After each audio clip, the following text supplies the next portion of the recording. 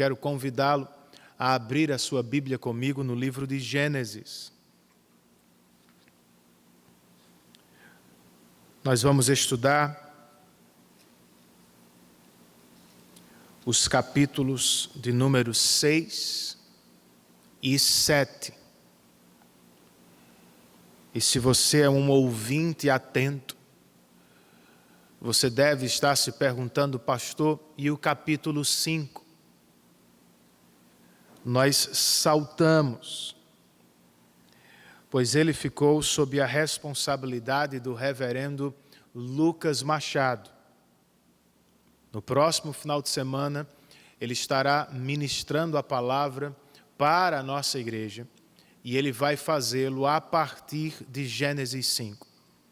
Então eu saltei o 5 para considerar o capítulo de número 6 e o capítulo de número 7. Gênesis, capítulos 6 e 7.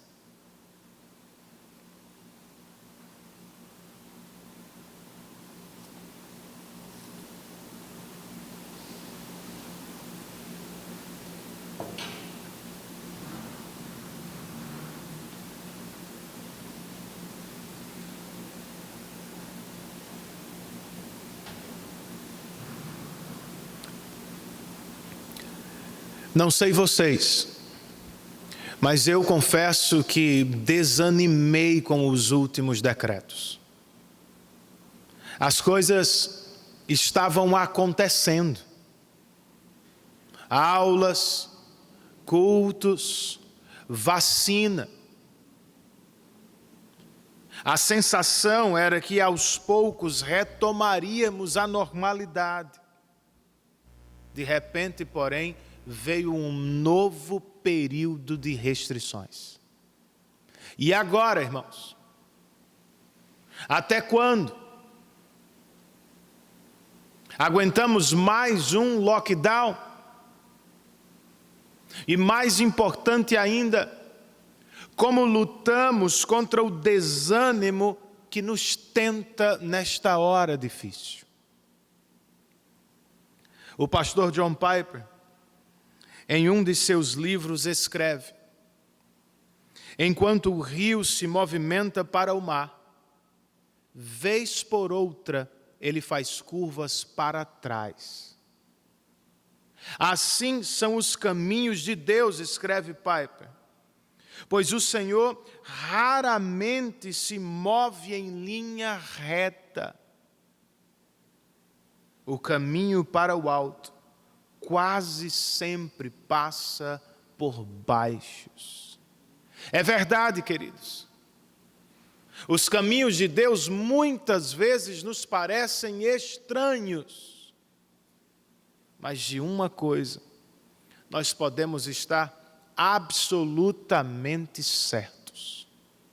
Foi Jesus quem prometeu: eu edificarei a minha igreja, e as portas do inferno não prevalecerão contra ela.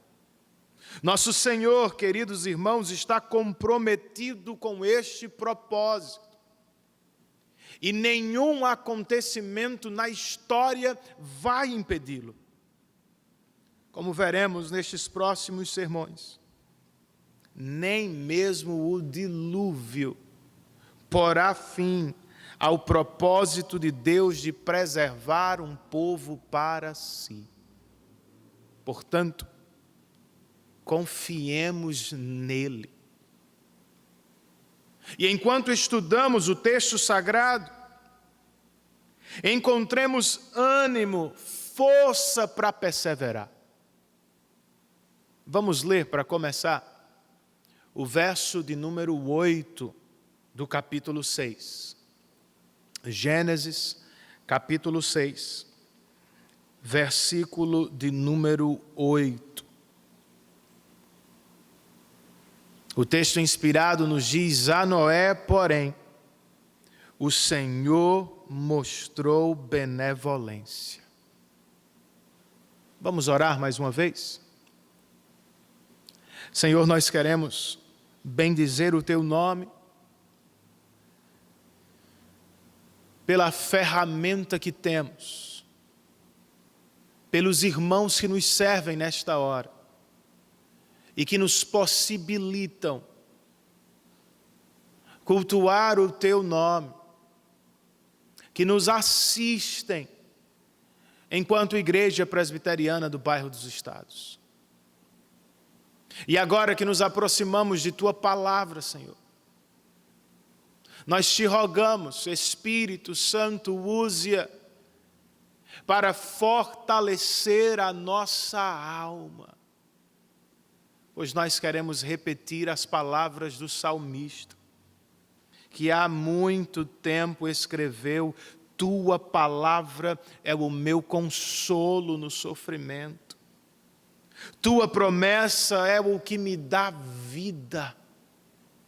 É como cremos, Senhor.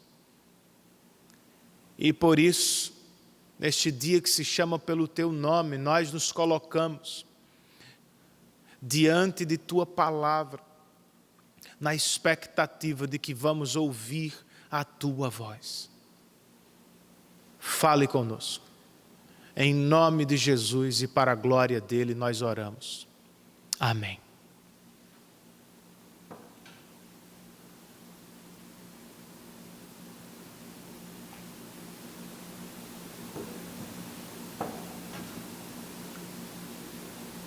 Moisés, como alguns de vocês devem saber, não é o único que escreveu sobre o dilúvio.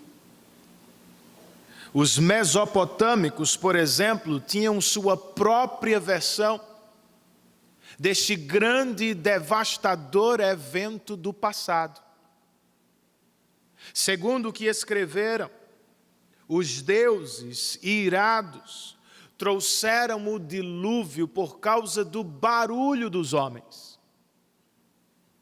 Quando, porém, viram a força das águas, ficaram apavorados e terminaram fugindo. Só reapareceram mais tarde, tentando limitar o crescimento da população humana. Nada podia estar mais longe, queridos, do relato bíblico. Pois, de acordo com Moisés, Deus não está apenas irado.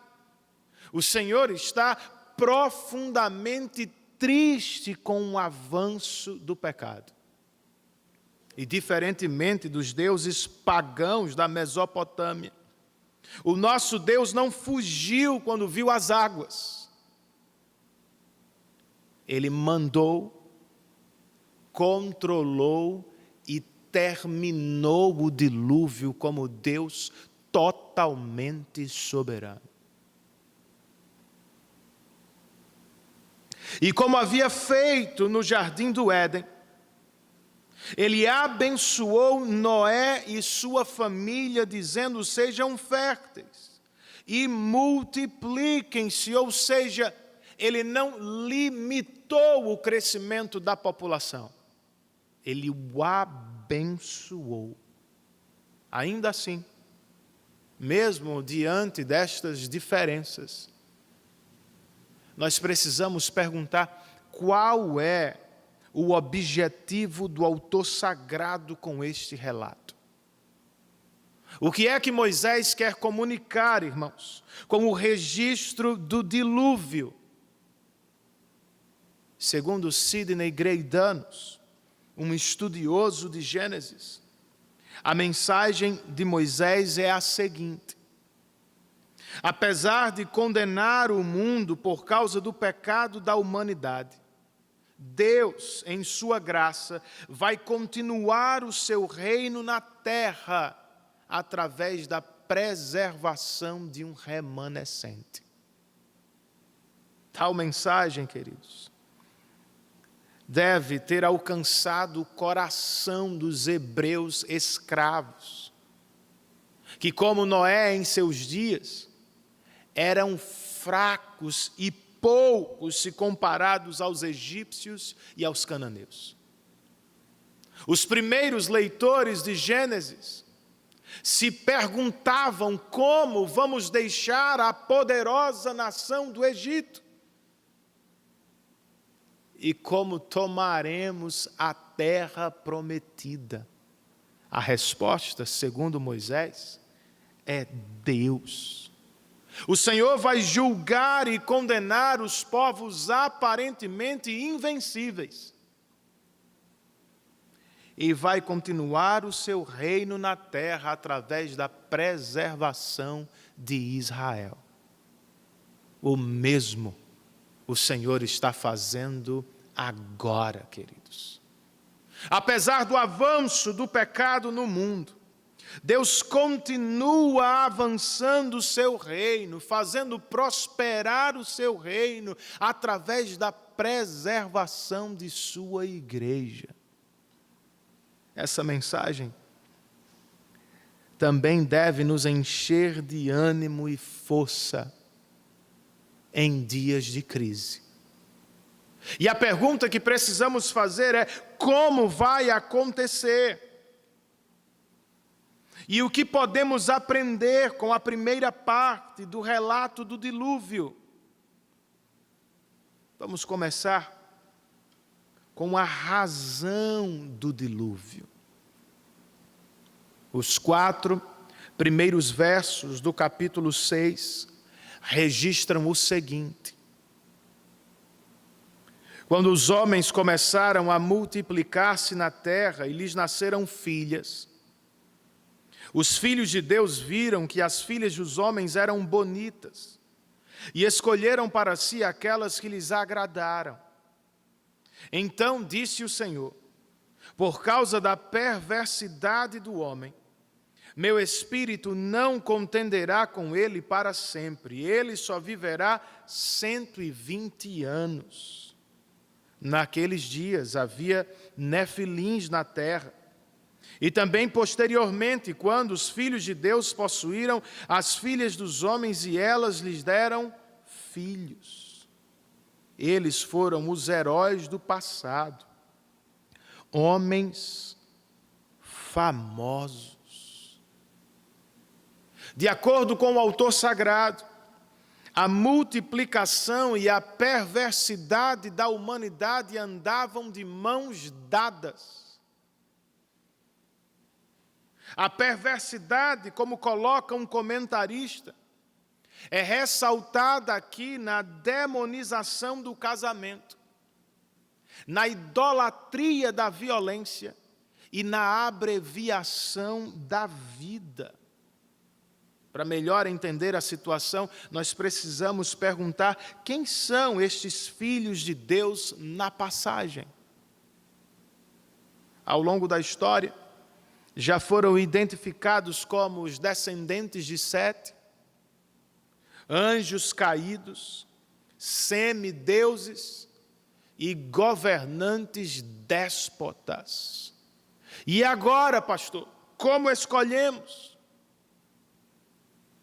O exercício que precisamos fazer, irmãos, é tentar ouvir o texto como os primeiros ouvintes, os hebreus.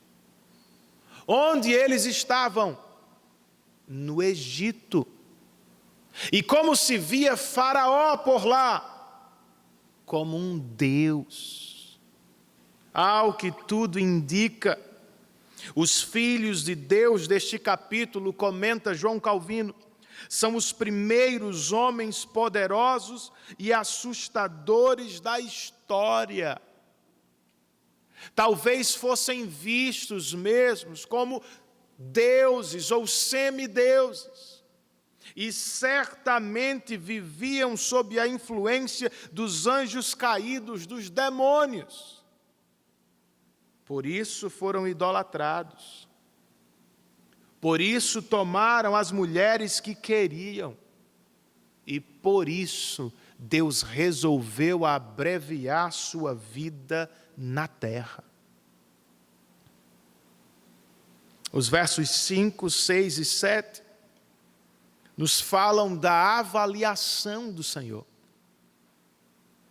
O texto registra: o Senhor viu que a perversidade do homem tinha aumentado na terra, e que toda a inclinação dos pensamentos do seu coração era sempre e somente para o mal. Então o Senhor arrependeu-se de ter feito o homem sobre a terra, e isso cortou-lhe o coração.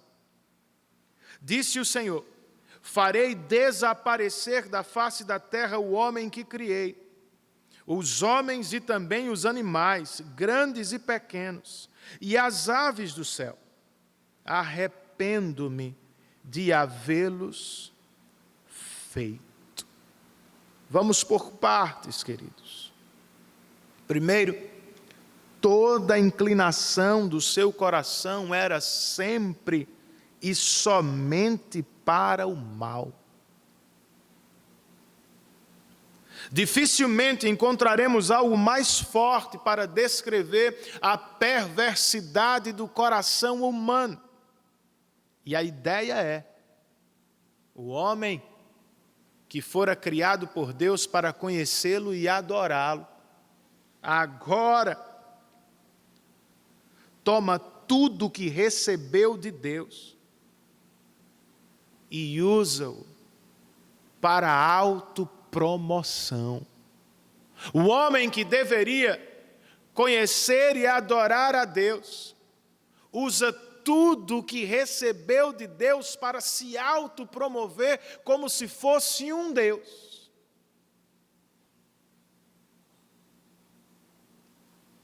Então o Senhor se arrependeu. O autor sagrado está descrevendo Deus ou os seus sentimentos em linguagem humana. Embora por natureza não tenha como se arrepender, nosso Deus não é um observador passivo. Ele está totalmente envolvido com o que criou e por isso se entristece profundamente.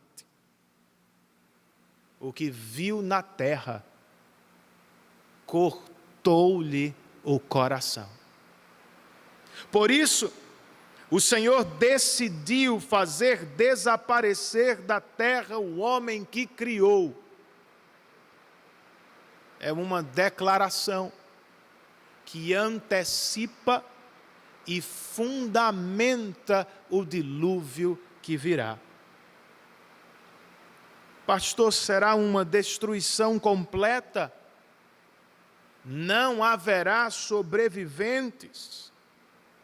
O verso 8 nos responde, quando registra: a Noé, porém, o Senhor mostrou benevolência.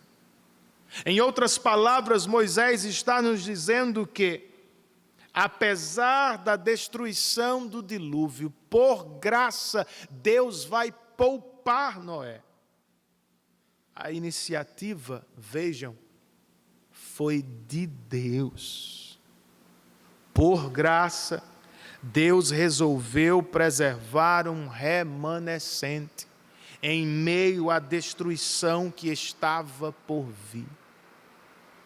Foi o que o Senhor também fez conosco, queridos. Essencialmente, nós não somos tão diferentes das pessoas que nos cercam. Sozinhos também podemos abusar das nossas famílias e usar nossos colegas de trabalho para subir na vida.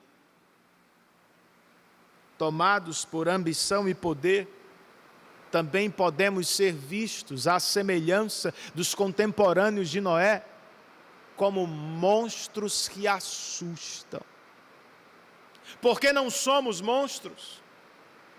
Por que não abusamos de familiares e amigos? Por que não seremos julgados e condenados por Deus? A resposta é: a vocês também. O Senhor mostrou benevolência. Por graça, irmãos, Deus nos escolheu antes da fundação do mundo. Por graça, Deus resolveu nos poupar de uma eternidade de sofrimento por graça. O Senhor está nos preservando em meio a uma geração corrompida e perversa.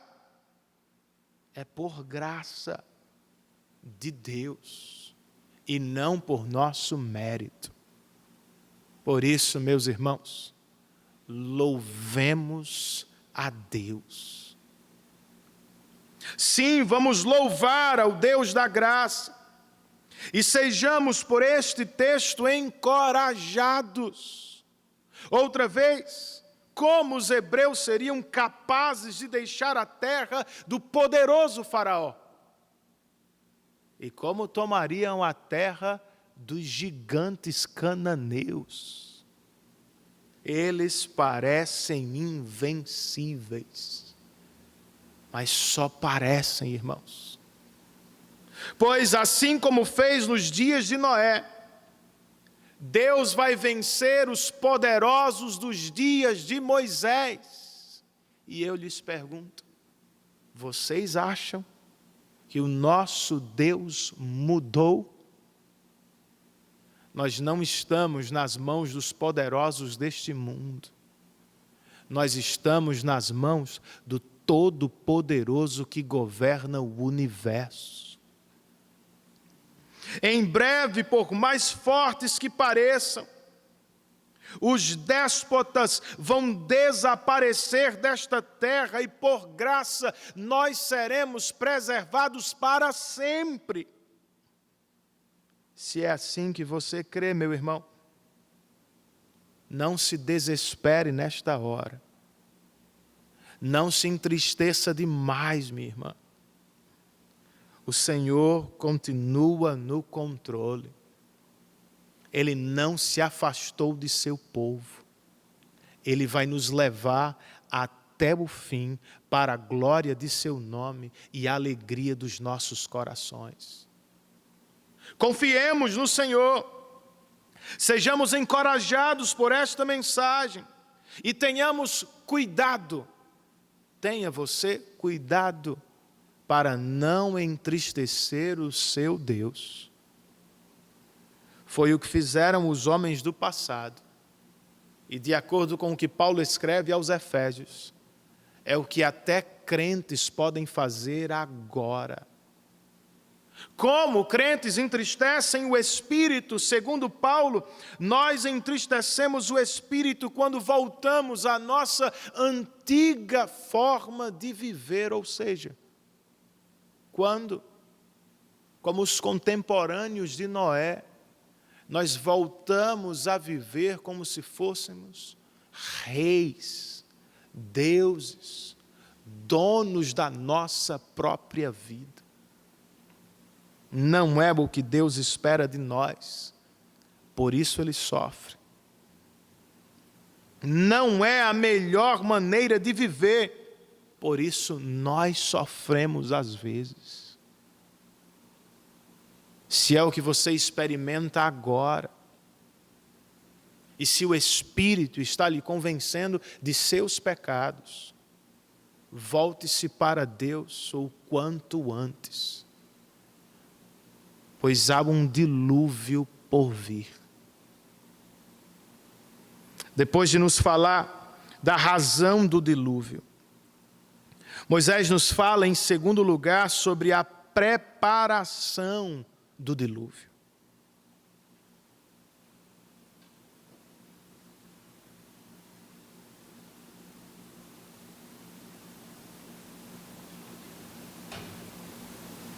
Os versos 9, 10, 11 e 12 do capítulo 6 registram o seguinte: esta é a história da família de Noé.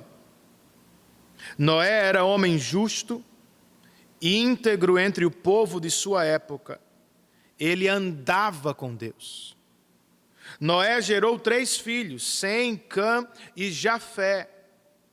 Ora, a terra estava corrompida aos olhos de Deus e cheia de violência.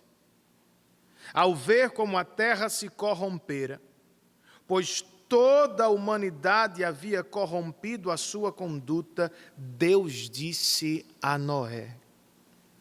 Além de uma introdução formal sobre Noé, Moisés está pintando aqui um contraste entre ele e os homens de sua época.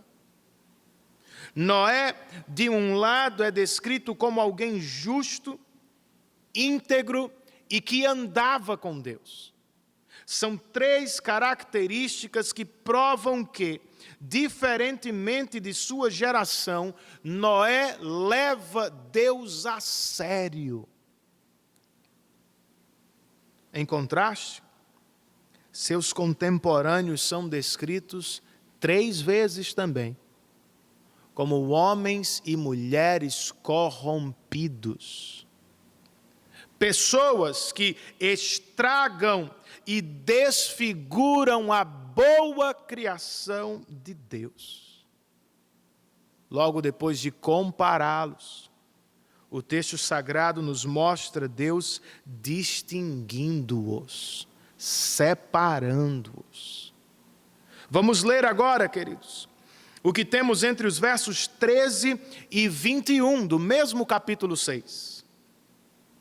Deus disse a Noé: darei fim a todos os seres humanos, porque a terra encheu-se de violência por causa deles. Eu os destruirei com a terra. Você, porém, fará uma arca de madeira de cipreste, divida-a em compartimentos e revista-a de piche por dentro e por fora.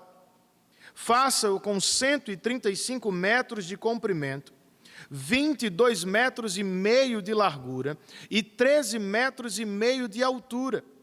Faça-lhe um teto como um vão de 45 centímetros entre o teto e o corpo da arca.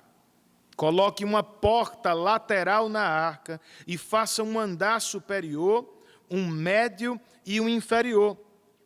Verso 17. Eis que vou trazer águas sobre a terra, o dilúvio, para destruir debaixo do céu toda criatura que tem fôlego de vida. Tudo que há na terra perecerá, mas com você estabelecerei a minha aliança. E você entrará na arca com seus filhos, sua mulher e as mulheres de seus filhos. Faça entrar na arca um casal de cada um dos seres vivos, macho e fêmea, para conservá-los vivos com você. De cada espécie de ave, de cada espécie de animal grande e de cada espécie de animal pequeno que se move rente ao chão, virá um casal a você para que sejam conservados vivos. E armazene todo tipo de alimento, para que você e eles tenham mantimento. Nesta longa sessão, queridos, eu quero destacar apenas o seguinte: a iniciativa da salvação aqui foi inteiramente de Deus. Foi o Senhor quem falou com Noé. Foi o Senhor quem especificou a construção da arca. E foi o Senhor quem prometeu estabelecer uma aliança com Noé. Sobre a aliança, deve-se registrar que esta é a primeira menção dela, menção explícita nas Escrituras. E a expressão minha aliança sugere que o Senhor está falando de algo que já fora feito antes, com Adão, e que agora está sendo transferido para Noé. Sim, mas qual é a parte de Noé? Qual era a de Adão? Obediência, irmãos.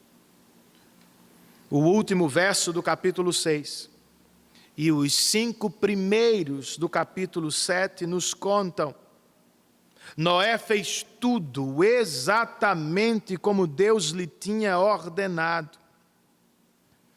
Então o Senhor disse a Noé: entre na arca, você e toda a sua família, porque você é o único justo que encontrei nesta geração.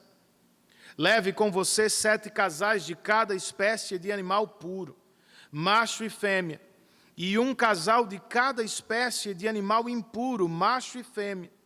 E leve também 7 casais de aves de cada espécie, macho e fêmea, a fim de preservá-los em toda a terra. Daqui a 7 dias farei chover sobre a terra 40 dias e 40 noites, e farei desaparecer da face da terra todos os seres vivos que fiz. E Noé fez tudo como o Senhor lhe tinha ordenado. Ao início e ao fim do que lemos, encontramos as mesmas palavras. Noé fez tudo como o Senhor lhe tinha ordenado. Não é por acaso, queridos. Embora não estejam preocupados com os detalhes da construção da arca, Moisés está, sim, preocupado em destacar a parte de Noé na aliança. Em um tempo extremamente difícil, Noé ouviu a Deus e obedeceu à sua voz. É o que Moisés espera dos hebreus que vão ocupar a terra prometida. E é o que o Espírito Santo, que inspirou esta passagem, espera de cada um de nós: obediência. E é como tem que ser, queridos. Pois é a obediência que faz distinção entre os salvos e os não salvos. Quem entra na arca aqui? Quem será salvo do dilúvio? Noé, que ouviu e obedeceu à voz de Deus. Nós não somos salvos pela obediência. Como Noé, nós somos salvos pela graça soberana de Deus, mas precisamos dizer e lembrar: nós fomos salvos para a obediência.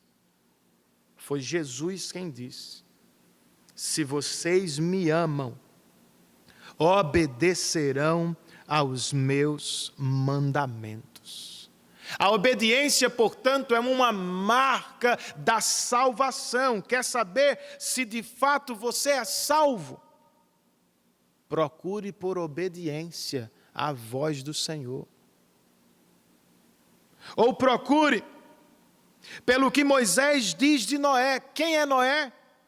Um homem justo, íntegro e que andava com Deus. Em outras palavras, ao contrário do que faziam seus contemporâneos, Noé vivia sob e perto do seu Deus. Podemos dizer o mesmo das nossas vidas.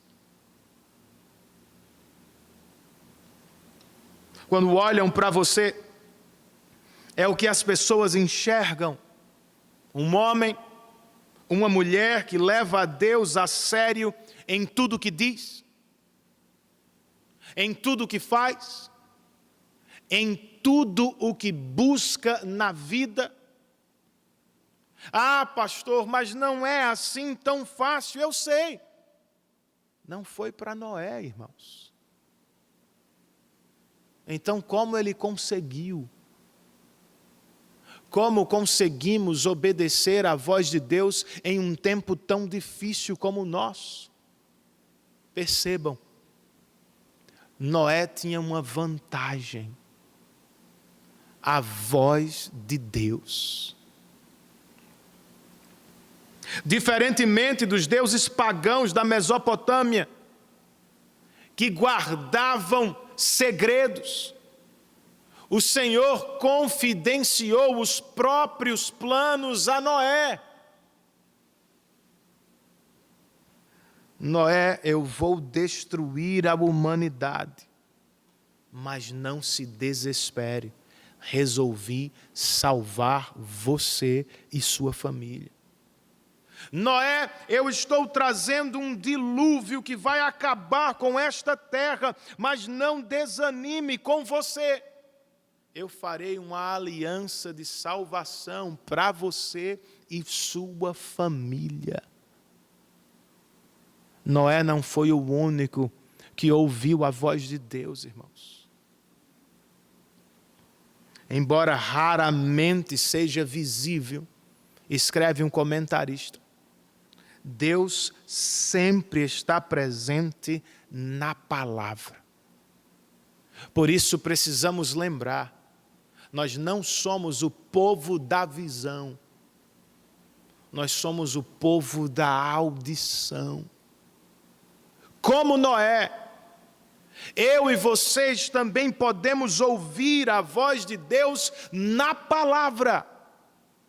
Se o fizermos mais vezes, vamos experimentar o que ele experimentou, irmãos.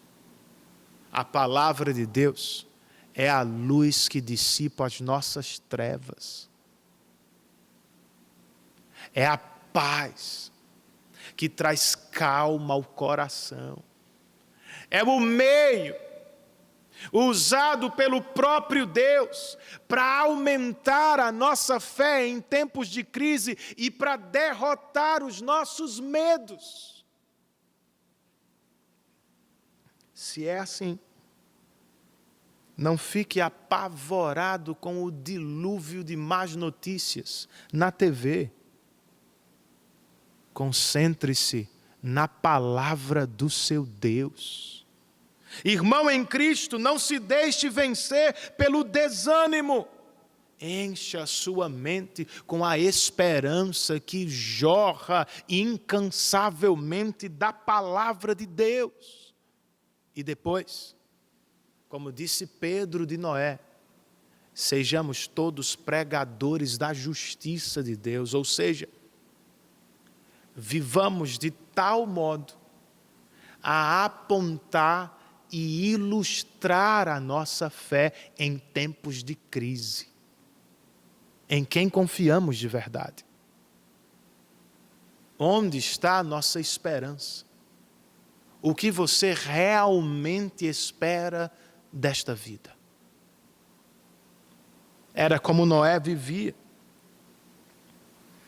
Depois da razão e da preparação, Moisés nos conta para terminar sobre as águas do dilúvio.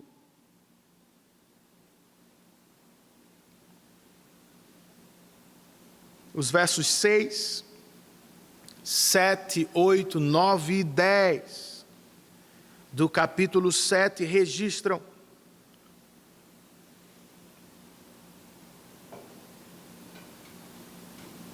Noé tinha 600 anos de idade quando as águas do dilúvio vieram sobre a terra. Noé, seus filhos, sua mulher e as mulheres de seus filhos entraram na arca por causa das águas do dilúvio. Casais de animais grandes, puros e impuros, de aves e de todos os animais pequenos que se movem rente ao chão, vieram a Noé e entraram na arca como Deus tinha ordenado a Noé.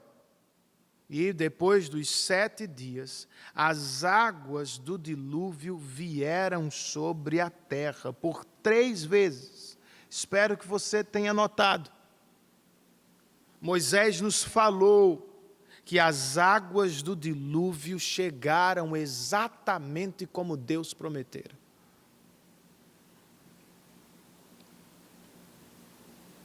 Em seguida, entre os versos 11 e 16, nós encontramos: no dia em que Noé completou 600 anos, 1 mês e 17 dias, nesse mesmo dia, todas as fontes das grandes profundezas jorraram, e as comportas dos céus se abriram, e a chuva caiu sobre a terra 40 dias e 40 noites.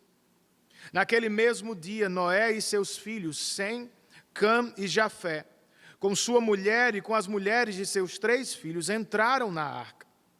Com eles entraram todos os animais de acordo com as suas espécies, todos os animais selvagens, todos os rebanhos domésticos, todos os demais seres vivos que se movem rente ao chão e todas as criaturas que têm asas, todas as aves e todos os outros animais que voam. Casais de todas as criaturas que tinham fôlego de vida vieram a Noé e entraram na arca. Os animais que entraram foram um macho e uma fêmea de cada ser vivo, conforme Deus ordenara a Noé. Então o Senhor fechou a porta. Duas observações sobre o que acabamos de ler. A primeira, Noé, sua família e os animais entraram na arca como Deus ordenara. A segunda e mais importante observação, foi Deus quem fechou a porta da arca. Do lado de fora, o caos reina. Do lado de dentro, irmãos, Noé e os demais estão seguros, pois Deus decidiu salvá-los. E agora, chegamos à última parte do capítulo 7. Que nos conta, do verso 17 ao 24.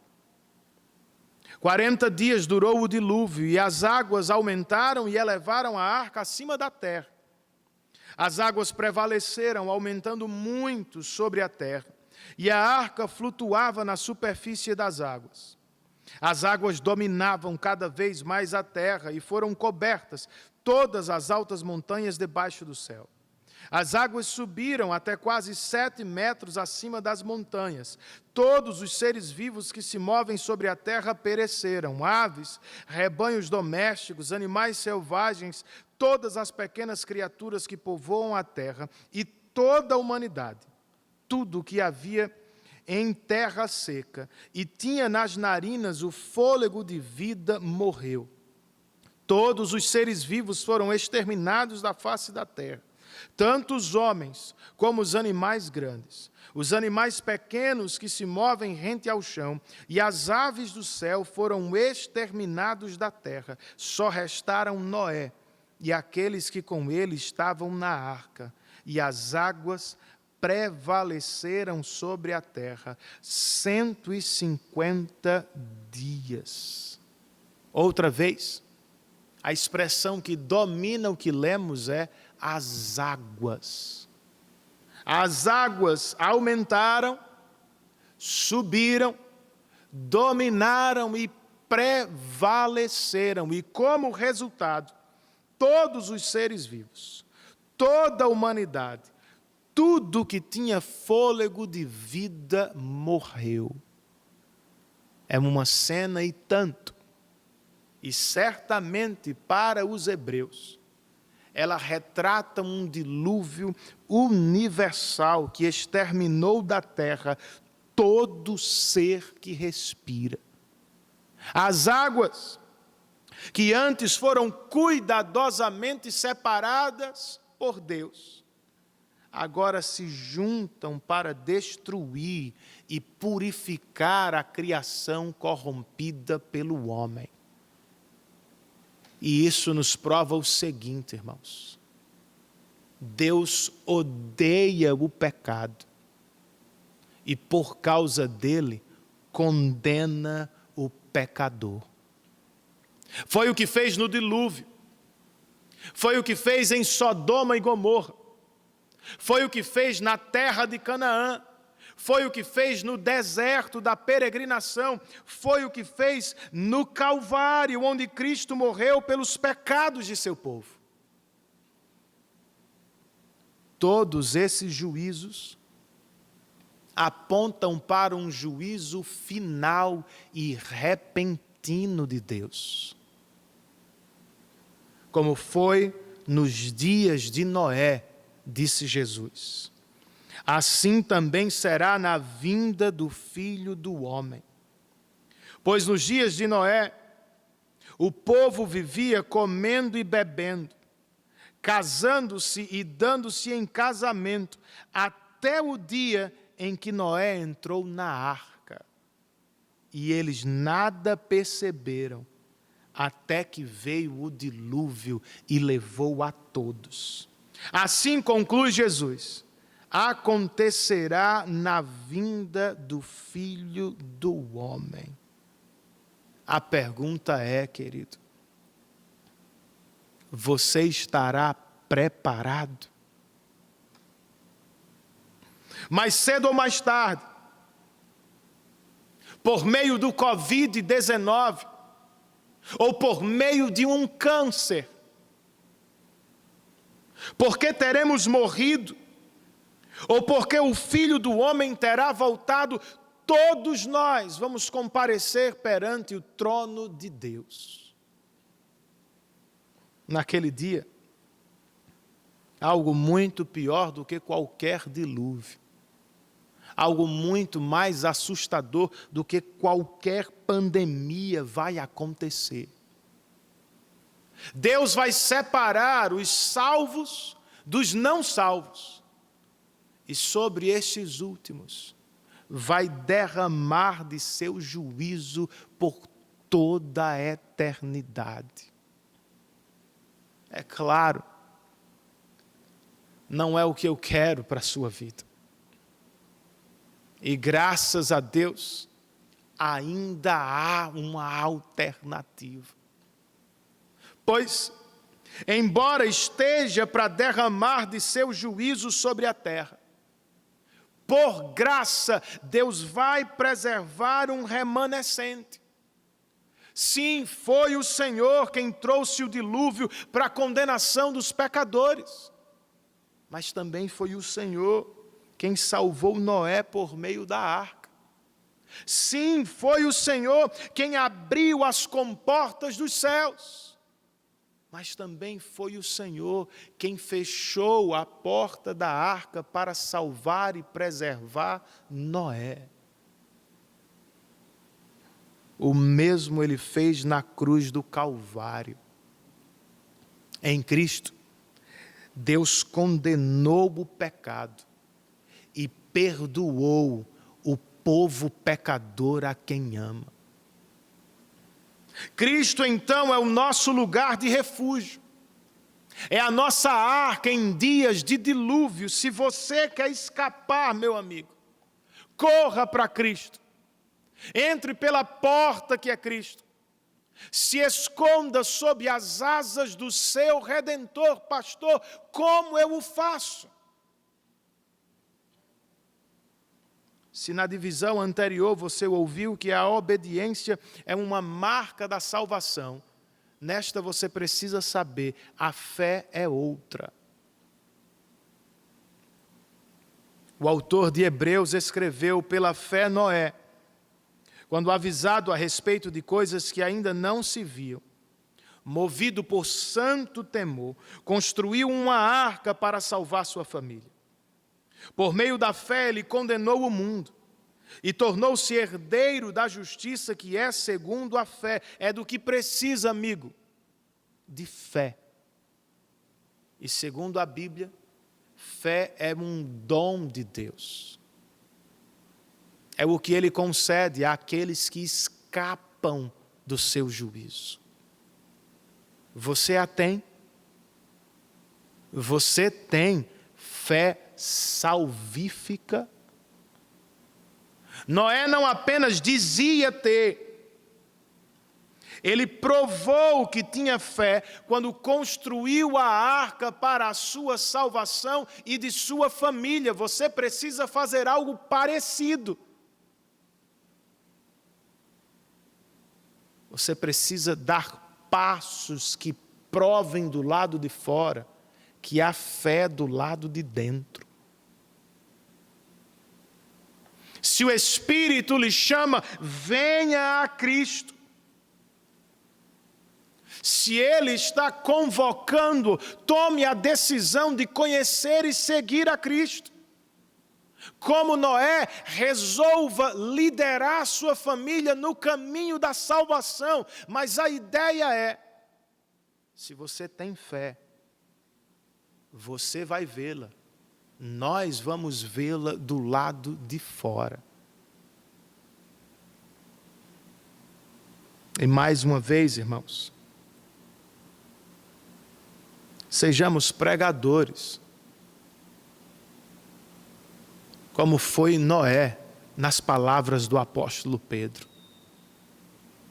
Em tempos de pandemia, mais do que qualquer outra coisa, nós precisamos anunciar o Evangelho para a salvação dos perdidos. Pois a pior coisa que pode acontecer a um incrédulo não é morrer em decorrência do Covid-19. A pior coisa que pode acontecer a um incrédulo é abrir os olhos do outro lado e dar de cara com o juiz de toda glória. Se é como cremos, enquanto andamos pela fé confiando no Deus que salva e preserva, vamos convidar amigos, colegas e familiares à fé em Cristo e ao arrependimento de seus pecados, pois é do que mais precisam. Não é de cura, é de Cristo.